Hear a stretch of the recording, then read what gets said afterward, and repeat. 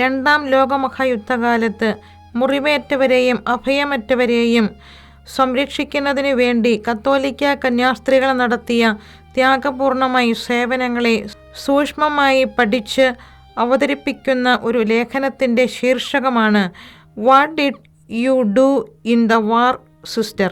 ഡയറ്റോൺ യൂണിവേഴ്സിറ്റിയിലെ professor Dennis ഹേർണറാണ് ലേഖനകർത്താവ്.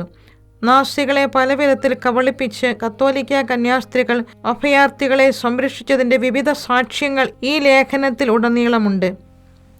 പോളണ്ടിൽ തന്നെ രണ്ടാം ലോകമഹായുദ്ധകാലത്ത് 5 രൂപതാവൈദികരിൽ ഒരാളെങ്കിലും കൊല ചെയ്യപ്പെട്ടിരുന്നു.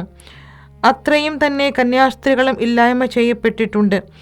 എന്നിട്ടും ആപത്കരമായി ധൈര്യത്തോടെ മരണം മുന്നിൽ കണ്ടുകൊണ്ട് തന്നെ അവർ അഭയാർത്ഥികൾക്ക് സുരക്ഷിതമായ ഒളിത്താവളങ്ങൾ ഒരുക്കി.